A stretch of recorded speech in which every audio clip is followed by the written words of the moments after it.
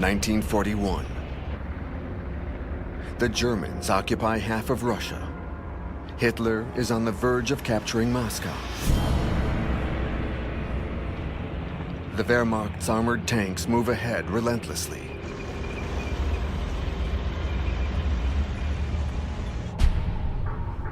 Moscow, November 7th, 1941. The 24th anniversary of the Communists' rise to power.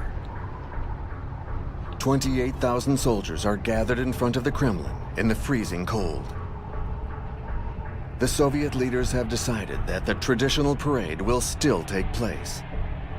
This is a direct order from their supreme leader, Stalin, even though the apocalypse is near.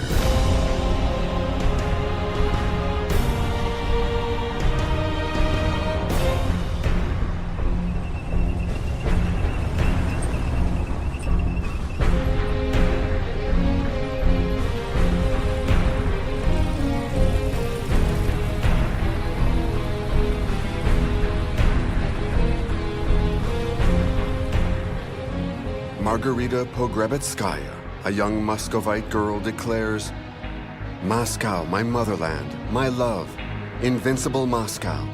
And November 7th is the loveliest day on the calendar.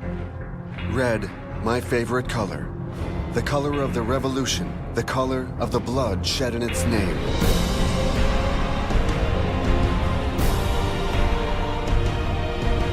From the top of the Lenin Mausoleum, Stalin speaks out.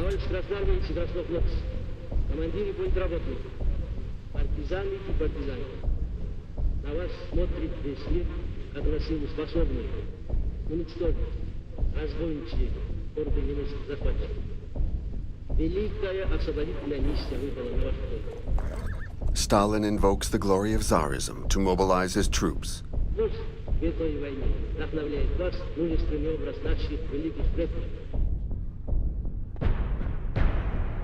And he reminds them, in comparing Hitler to Napoleon, one should not forget Napoleon's fate. Hitler cannot imagine such a fate. The Blitzkrieg or lightning war that should have put Stalin out of commission in just a few weeks has slowed down. But Nazi Germany still has considerable strength. One last effort, and Moscow will be conquered. Hitler proclaims, "Soldiers of the Eastern Front, the decisive battle begins today. We are about to avert the most terrible threat since the Huns and the Mongols." Moscow holds its breath. Stalin refuses to leave the city. He requisitions part of the population to dig anti-tank trenches.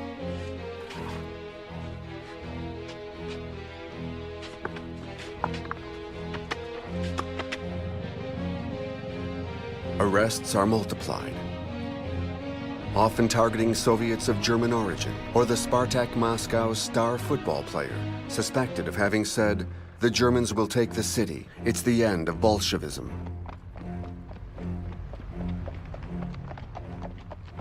Albina Gantimirova reports, "We collected money for the army. Women came to donate their wedding bands. In Berlin, the German women donate their fur coats." A relentless enemy descends upon the soldiers on the Moscow front. The cold, exceptional temperatures, hitting minus 35 degrees Celsius, crack the tank's steel, harden the tires, freeze the weapons' lubricants, and kill the horses.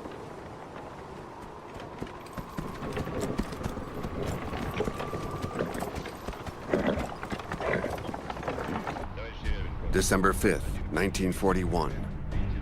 Stalin and General Zhukov, with his high command, the Stavka, secretly organize a powerful counteroffensive to liberate Moscow.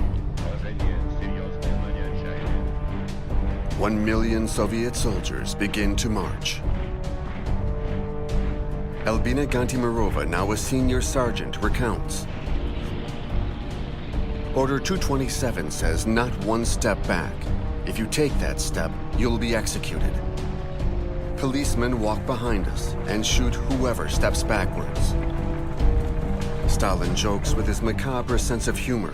In our army, it's more dangerous to move backwards than forwards. Stretcher bearer Nadezhda Anisimova tells, "Dying, I'm not afraid of dying, probably because I'm young. Death is always close by. Whenever I see a fallen soldier, the others yell out to me, 'Don't go, you'll get yourself killed.'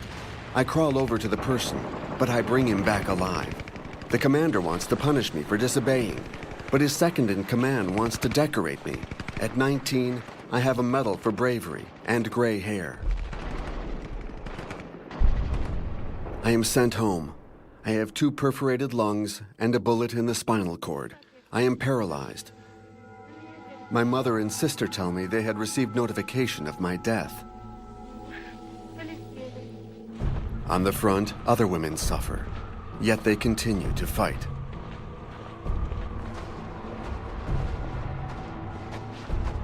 The Battle of Moscow is in full swing when suddenly, Stalin receives an important piece of news.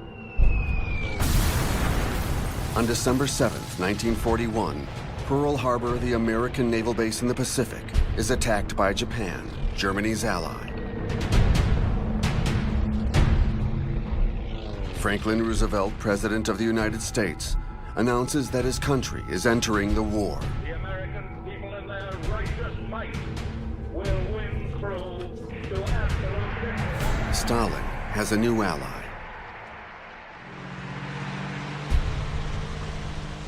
Christmas 1941.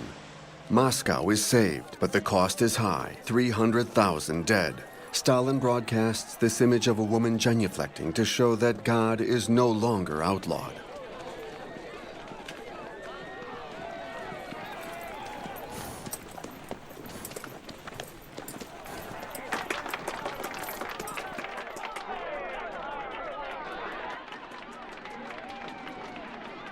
To the Soviets, Stalin has succeeded in pushing Hitler back 200 kilometers.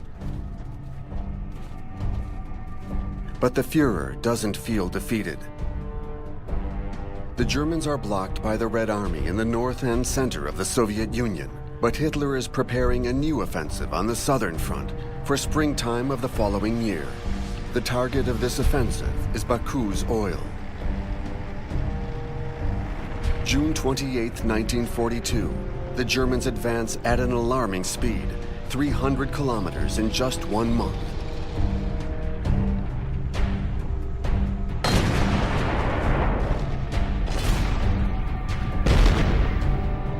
This is Russia's Black Summer. July 23, 1942. Hitler worries his high command with a new project, one that will divide German forces. Hitler orders General Paulus, who organized the attack on the Soviet Union, to move on Stalingrad. This objective is both strategic and symbolic. The city bears Stalin's name. The Germans can then hit Moscow from behind. German tanks move dangerously close to Stalingrad.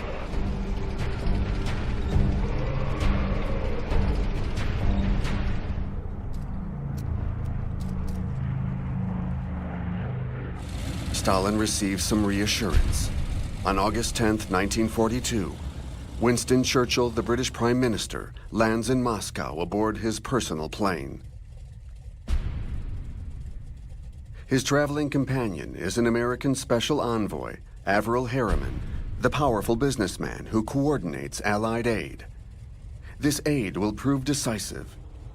15,000 planes, 140,000 trucks, millions of tons of fuel and supplies. Molotov, Stalin's Minister of Foreign Affairs, greets the 2 men with the Internationale, the Soviet anthem of the time.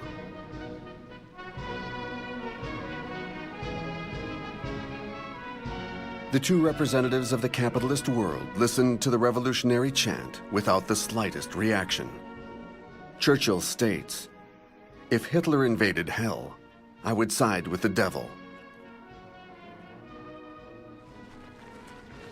Churchill writes in his memoirs, I pondered on my mission to the sullen, sinister Bolshevik state that I had once so hard tried to strangle at its birth, which I had regarded as the mortal foe to civilized freedom.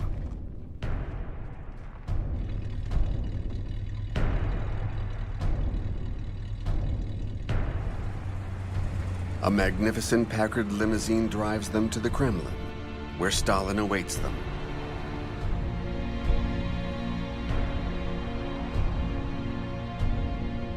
Everyone is all smiles. The Americans and the British need Stalin. They know that supplies won't be enough. They need manpower. The sacrifice of Russian troops by the millions will enable them to destroy the Nazi beast. In addition to American aid, Stalin wants to urgently open a second front, meaning an Allied landing in the West to divide German forces. Hitler is worried about the possibility of an Allied landing. He needs to finish off quickly in the East. He needs to put an end to Stalin. He needs to put an end to Stalingrad. The Stukas, the German dive bombers, complete the destruction of what once was the USSR's model city.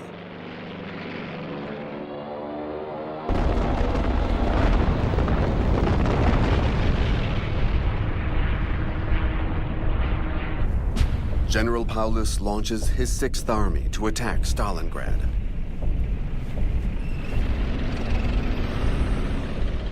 The Germans reach the ravines, the city's natural first line of defense.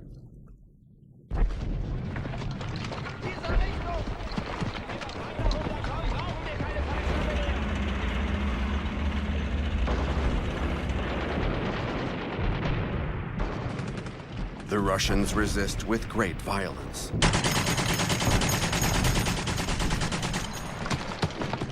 Stalin declares, if we surrender Stalingrad, the south of the country will be cut off from the center. We would lose our main waterway, and soon our oil too.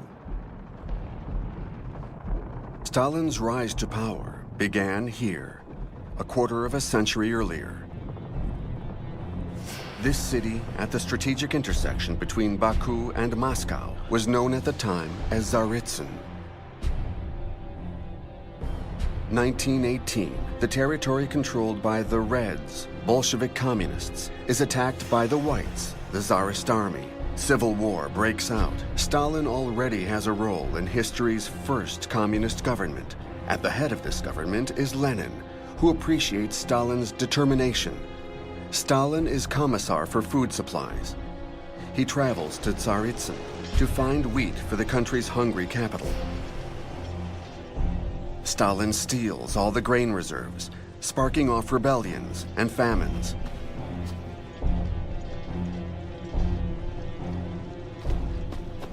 Lenin has also put Stalin in charge of watching over the man who defends these rich agricultural lands. Trotsky, the powerful People's Commissar for War, has become too independent.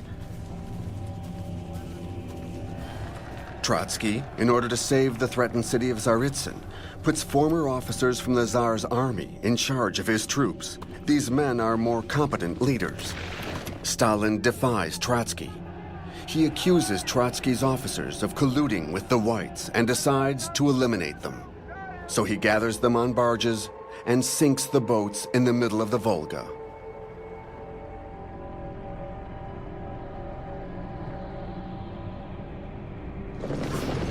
Stalin turns into a warlord, destroying villages, executing populations, and spreading terror.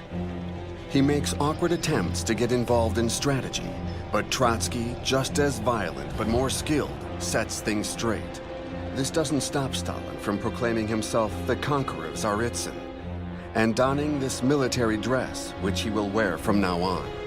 He is present on every Civil War front. 1919. The Reds face new enemies. French, American, British, and Japanese have all come to support the Whites.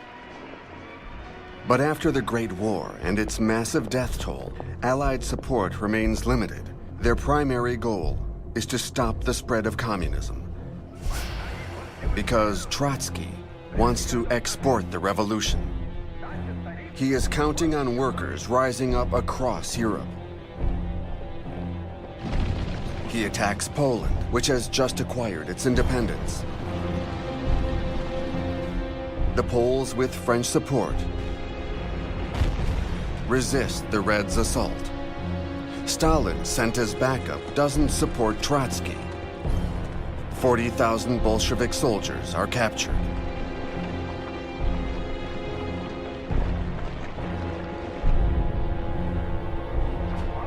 In 1920, despite his failure in Warsaw, Trotsky still embodies war communism, the Red Army's absolute priority. Trotsky succeeds in keeping Stalin away from military affairs, even though he is still in the government. People question Stalin's methods and wonder what is behind those small, squinty eyes, even when he smiles.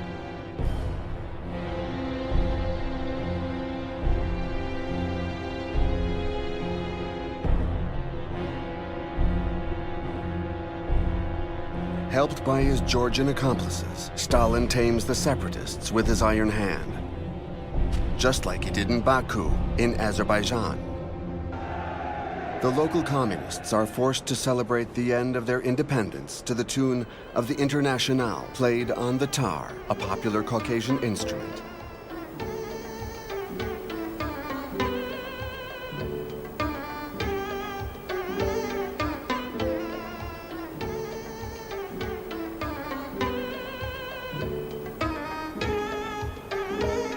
Stalin also reigns in Armenia and Georgia, his homeland. When he goes home to visit his mother, she asks, "Tell me, my son, you don't have the Tsar's blood on your hands, do you?" Stalin swears that he had no part in the assassination of Nicholas II and his family 3 years earlier. Nicholas II, captured by the Bolsheviks, along with his heir, the Tsarevich, the Empress, and their 4 daughters, were moved from location to location throughout the Civil War. They ended up in this house on the Siberian border, where they were executed. Who gave the order to shoot? Who really gives the orders in this regime? Is it Lenin, the regime's founder and supreme guide? Or the Council of the People's Commissars, the government that Stalin belongs to? Or the political bureau, the Politburo, that Stalin also belongs to? Orders are given by the Communist Party. Where Stalin's power is rising, the party also inflates the power of the bureaucrats.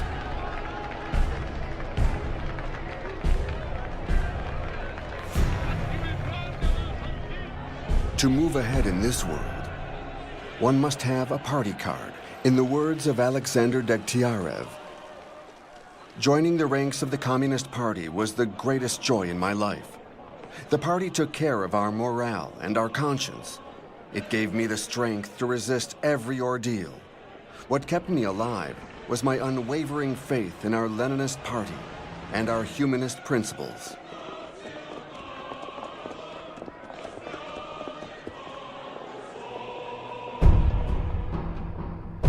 But what of humanist principles? The collective paranoia of Lenin, Stalin, and the Bolsheviks is so strong that they order a massive purge in the heart of the party.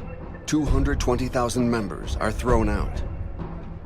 The secret police increases its efforts to hunt down the enemies of the people.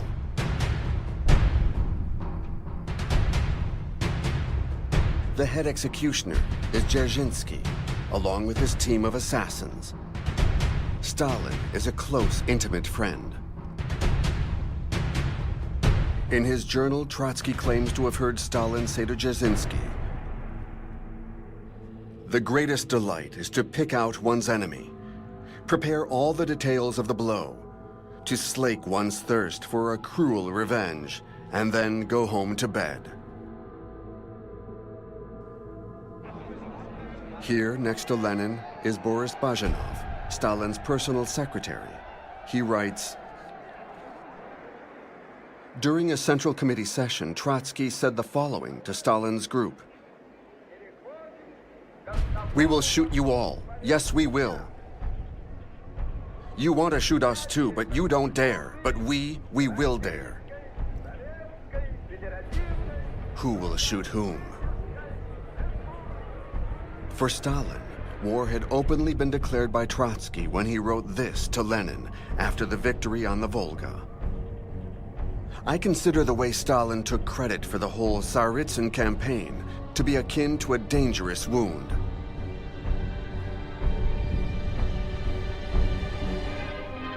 Stalin commissions a film, thus reinforcing his legendary status as a Civil War hero and conqueror of Tsaritsyn.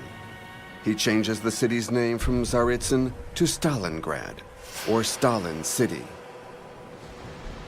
20 years later, in 1942, Stalingrad is in ruins at the hands of the Germans.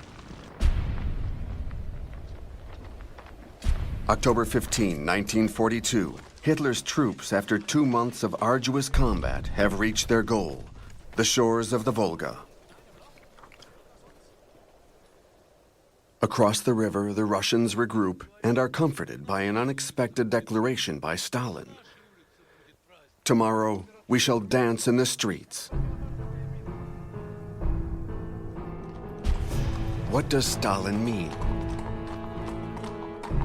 He knows that his military chief of staff, General Zhukov, is secretly preparing a counteroffensive. The fate of Stalin's country hangs in the balance, but Stalin also has some personal issues to contend with. He awaits a visit from Beria, the fearsome head of the secret police, along with the heads of the various law enforcement organizations.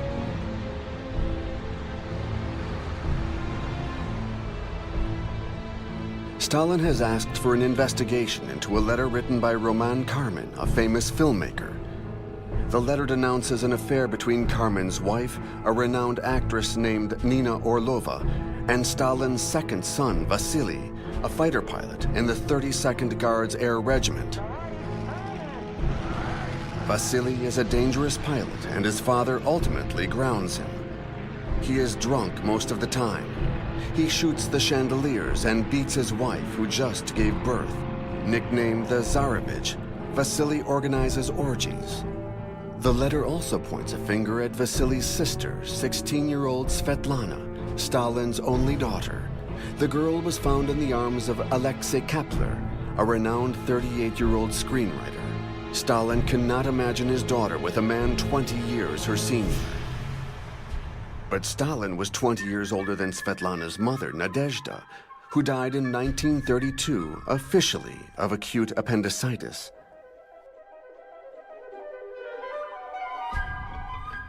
Svetlana had always been the favorite. She was fawned upon by seemingly inoffensive men, like the one she called Uncle Beria, the police chief.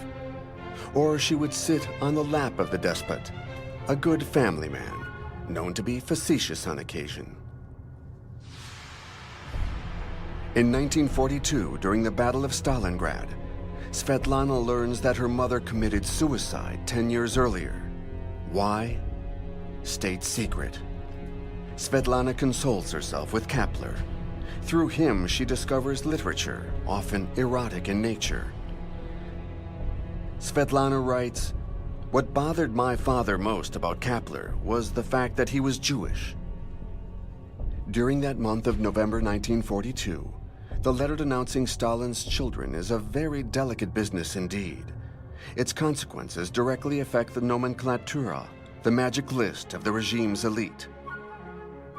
From party officials to useful artists to police executioners. As long as they remain favorites, they can live in a state of comfort unknown to the rest of the Soviet population. This holds true even in the most dire periods of the war. So Alexei Kepler, Stalin's daughter's great love and a renowned figure in the film world, thought he was untouchable. he is sent to Stalingrad as a Pravda correspondent, ostensibly to be killed. He survives this hell, so Stalin has him deported to Siberia, beyond the Arctic Circle. He is taken to the Vorkuta concentration camp, otherwise known as the Ice Guillotine. Kapler is accused of having ties with foreign countries and of being an English spy. He is sentenced to 5 years in the Gulag. Gulag, an acronym for Main Camp Administration. The great Russian writer Solzhenitsyn refers to them as the Gulag Archipelago. Hundreds of concentration camps, often built during Lenin's day, whose numbers were infinitely increased by Stalin. While the world's fate is being decided at Stalingrad, at least 3 million Soviets have become Zeks. These unfortunate men are convicts, arrested by Stalin's police to fill his quotas and balance out the high mortality rate in the labor camps.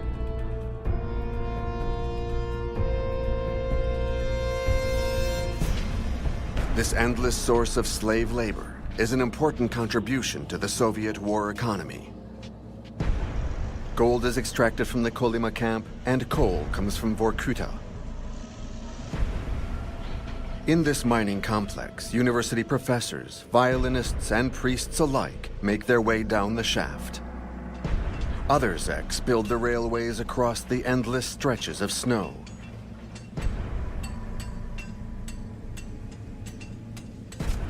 For Russians, hell isn't eternal fire. It's a desert of ice. Each guard is more barbaric than the next. They share the women who are raped upon arrival. One Zek among others, Myron Etlis, explains further. The camp is a school of decomposition for all of us. Each man emerges with irreparable damages. Our people as a whole have been damaged by this collective experience. The Gulag has infected our genes. 1,607,000 Zeks die in the Gulags.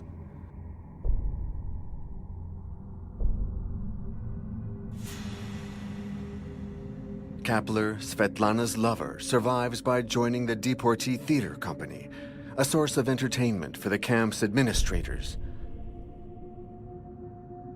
This theater company is headed by a Zek, a former director of the Bolshoi, and various celebrities who fell out of Stalin's favor. Kapler spends 10 years in Vorkuta. Svetlana, Stalin's daughter, doesn't wait for his return.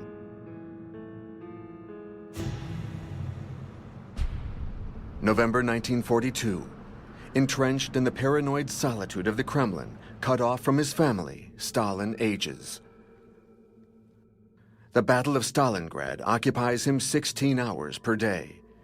He grabs a few hours' sleep on a cot in his office. He chain smokes, and at 63 years old, his arteriosclerosis is life-threatening.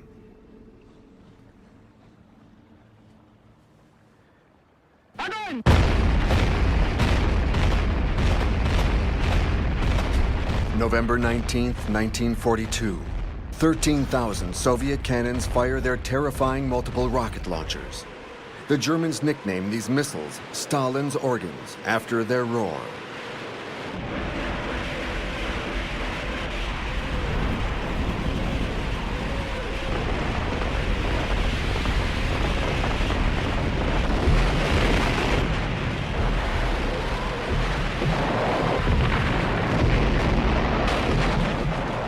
General Zhukov's Soviet armies have surrounded German General Paulus's 6th Army in the ruins of Stalingrad.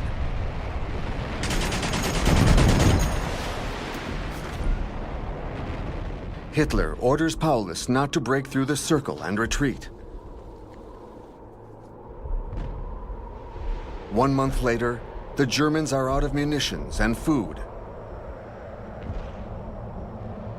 Cases of cannibalism abound. The Soviets are moving forward everywhere.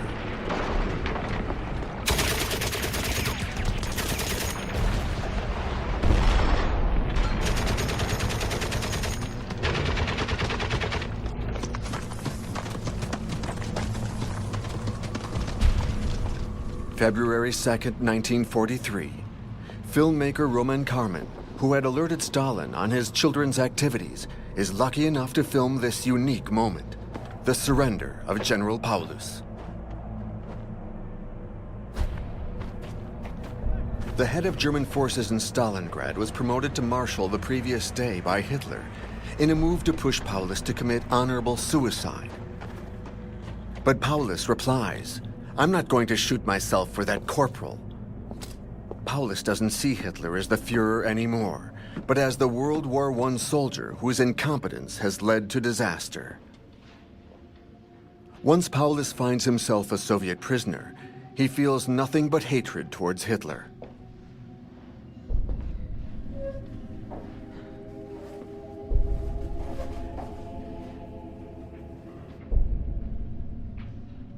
Hitler, on the other hand, wants to exchange him for Stalin's eldest son, Yakov, who is his prisoner since July 1941.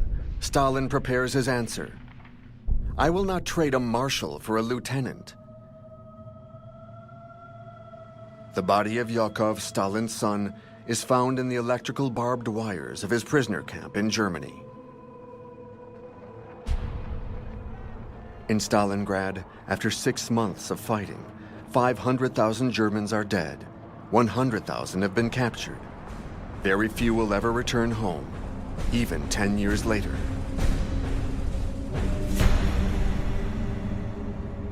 "900,000 Soviet soldiers have been killed. 700,000 have been wounded."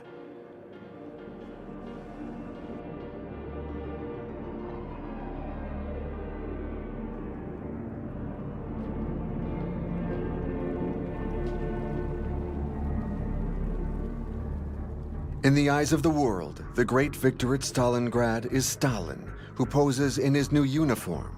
The great martial star shines on his epaulets. The biggest American magazine of the time, Life, features Stalin on the cover of its March 29, 1943 issue, the supreme honor. This outcome couldn't have been predicted 20 years earlier.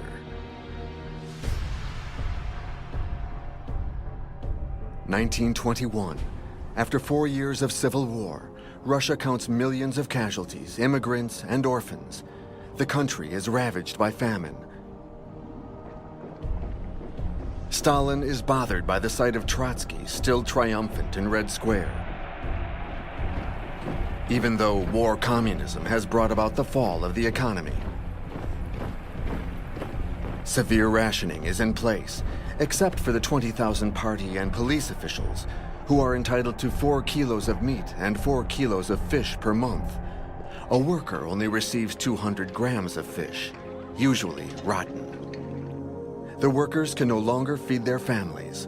They rise up, even though striking has been forbidden since December of 1917.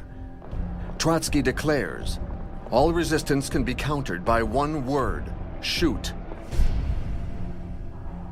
At this point, 18,000 sailors and officers at Kronstadt, the naval base in the former capital of Petrograd, join the fray in support of the striking workers. Their credo is, yes to Soviets, no to Bolsheviks.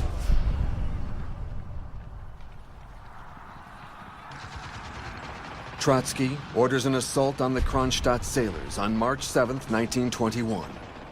20,000 Red Army troops move across the frozen Baltic Sea. Behind them, to prevent them from turning back, members of the secret police are positioned with machine guns.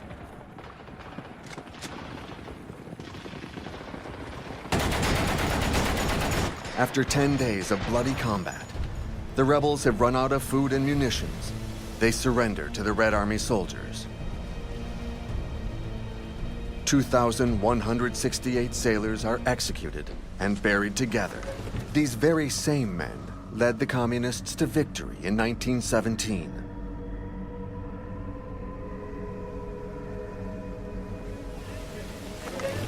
But the Kronstadt rebellion forces Lenin to back down. He declares, "It is possible for us to take a few steps back without destroying the dictatorship of the proletariat." In March 1921, Lenin institutes the NEP, or New Economic Policy. This is a spectacular, albeit temporary, liberalization of the economy. Industry is denationalized, forced requisitions and required work is ended, inheritance is reinstated. Farmers are free to sell their harvest at will once again. Store shelves are filled up. Moscow dares to hope and celebrate again. The Bolsheviks need money. On March 19, 1922, Lenin sends the following directive to the Politburo. We must pursue the removal of church property. We must smash the clergy most decisively and ruthlessly, and put down all resistance with such brutality that they will not forget it for several decades. Lenin concludes, violence is the truth of politics. Things are moving quickly at the Kremlin. The Bolshevik leaders are arriving in their Rolls Royces.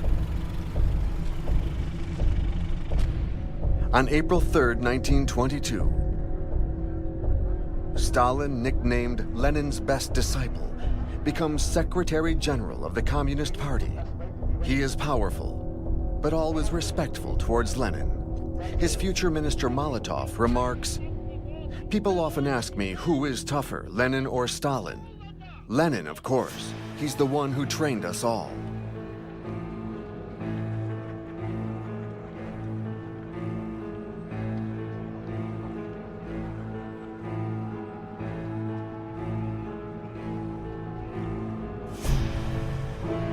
Suddenly, on May 25, 1922, Lenin suffers a stroke at the age of 52. He is partially paralyzed. 6 months later, he has a second stroke. The party's Central Committee puts Stalin in charge of taking care of him. Stalin isolates Lenin and prevents his entourage from writing anything dictated by him.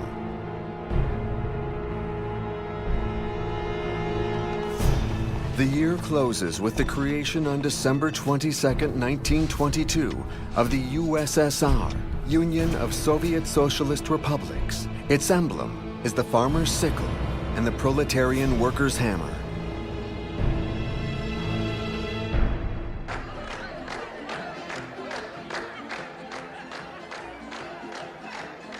This grand announcement, along with the end of the Civil War, trigger hope for a respite. But the terror only intensifies. Secret police vans discharge truckloads of victims condemned from the start.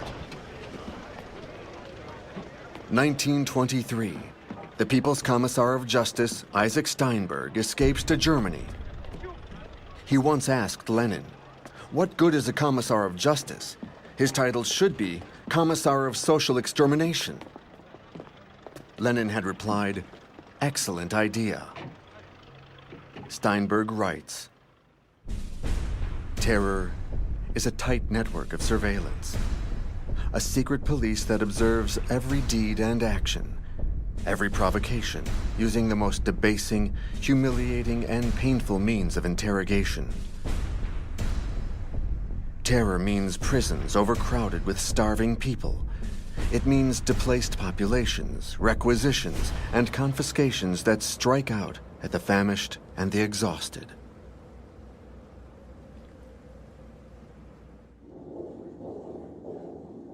Stalin carries Lenin's coffin.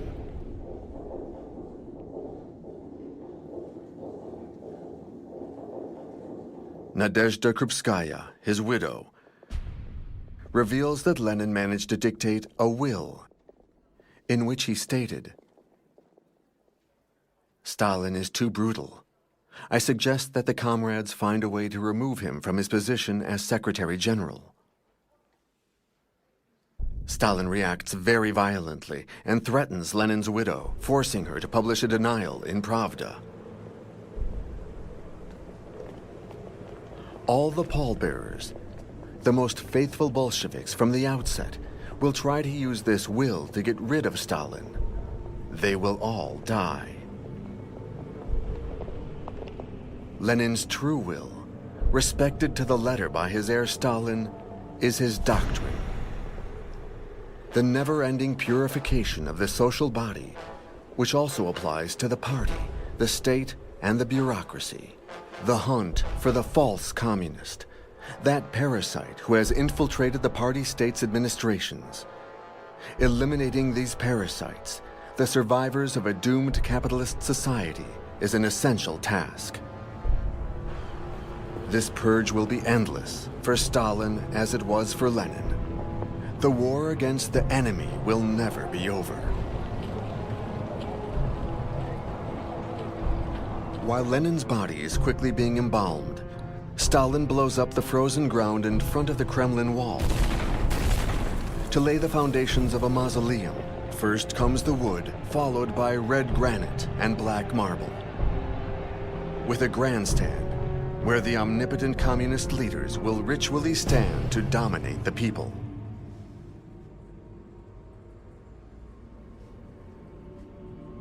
But the people, like Trotsky, Stalin is still forced to applaud him.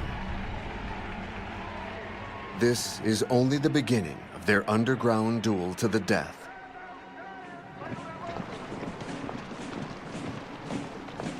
Pioneers and komsomols, the communist youth, march in front of the tomb all year long. Within their ranks, Vasily Nikolaev weeps. He wonders, how can the great Lenin be dead? It's impossible. He is a saint. Lenin's cult of personality is born. Stalin establishes a commission dedicated to the immortalization of the memory of Vladimir Ulyanov, known as Lenin. And Lenin's name is given to Petrograd, the former capital, St. Petersburg, which will now be called Leningrad. 1943. Germans have surrounded the city for the past 2 years. Hitler hasn't succeeded in conquering Stalingrad, the primary symbol of Soviet power, so he keeps going after the other symbol, Leningrad.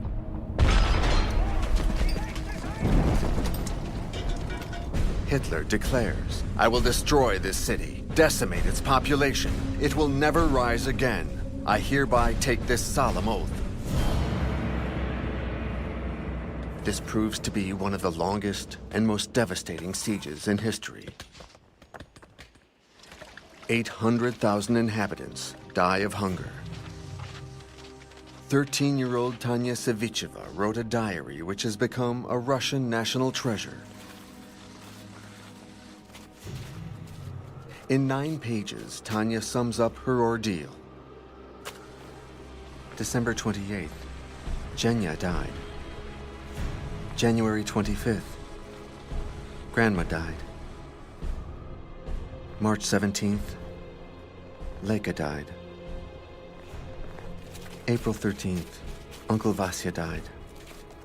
May 10th, Uncle Lesha died. May 13th, Mother died.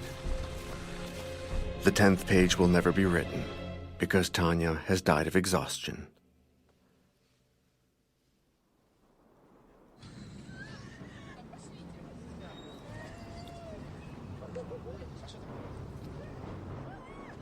This encompasses all the suffering and resistance of the Soviet people.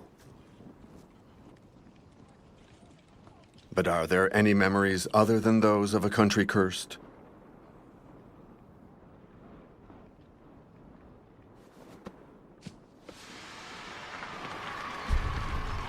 (1925). Back then, the children of Moscow believe in the future. They cheer the heroes of the revolution gathered around Stalin, who marches towards power. These are the first Bolsheviks: Zinoviev, Kamenev, Voroshilov, the Civil War general, and Bukharin, who doesn't trust Stalin. He says, He is a schemer without principles whose thirst for power comes above all. He changes his theories even as he expresses them, depending on who he has chosen to eliminate. But they all stand beside Stalin in the fight against Trotsky, who continues to have the support of many militants. Stalin, in the hope of dispensing with debates and contestation, distributes party membership to proletarians and descendants of proletarians. These people have no education or training in politics, but they will always be grateful to Stalin for allowing them to rise within the bureaucracy. Trotsky begins to be booed, and little by little cast aside.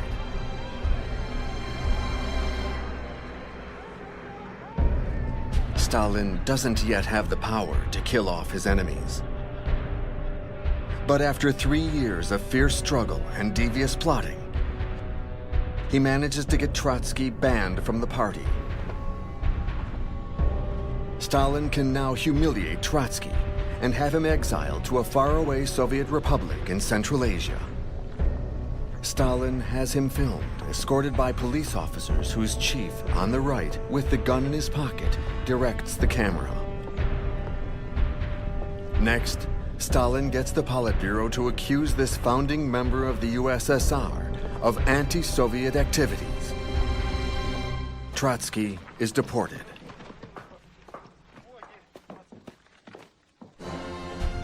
December 21st, 1929. Stalin is 50. He is now the absolute ruler of the Soviet Union. He summons the cameras to the Kremlin in front of a statue of Lenin to show that he is truly the heir.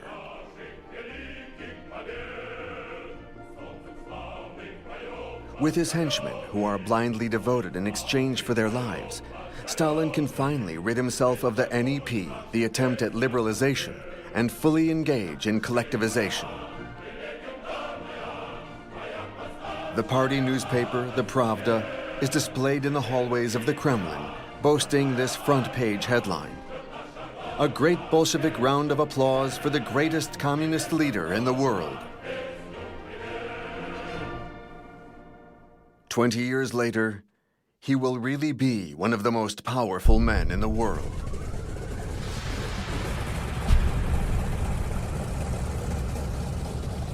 November 25th, 1943. Stalin takes an airplane for the first time in his life. Flying over his native Caucasus, he is afraid. He's traveling to Tehran to attend a conference of allies against Germany. With his newfound power, Stalin was able to impose his embassy in Iran as the meeting location. The embassy is secured by a battalion of Soviet policemen and full of hidden microphones. The sight of Stalin is a surprise to the attendees. He limps, and his atrophied arm adds to his bear-like demeanor.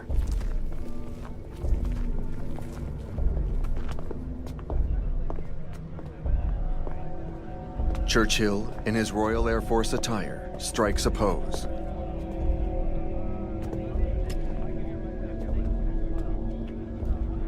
The conference's opening ceremony begins with the Internationale, still the Soviet anthem, for now. Stalin, who orchestrated everything on his own, is surrounded by his old accomplices. Marshal Voroshilov, and Molotov, his Minister of Foreign Affairs. On behalf of King George VI, Churchill gives Stalin a sword with the following inscription: "To the steel-hearted citizens of Stalingrad." Voroshilov has the misfortune of dropping the sword.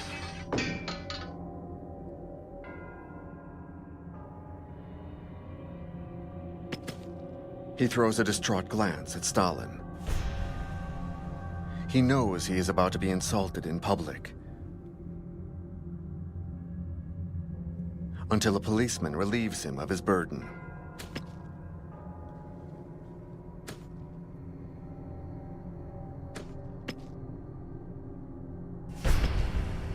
Then Churchill and Stalin join the American President Franklin Roosevelt, who is disabled and tired from the long trip to Tehran. Stalin wants to get closer to Roosevelt, who he believes to be naive and easily manipulated. Stalin needs support against Churchill on the issue of a second front. Churchill wants to attack from the south, the soft underbelly of Europe, outrun the Russians and arrive first in Berlin. But Stalin wins out with the Normandy invasion, further away, planned for the spring of 1944. Roosevelt shows his consideration for Stalin in this official photo.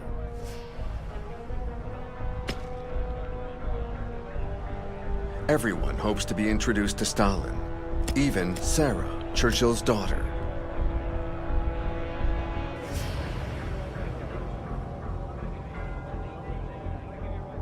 Optimism is in the air. Stalin just defeated Hitler in the Battle of Kursk.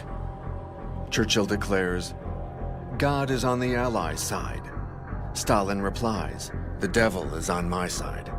He's a good communist." Is Stalin on his way to becoming master of the world?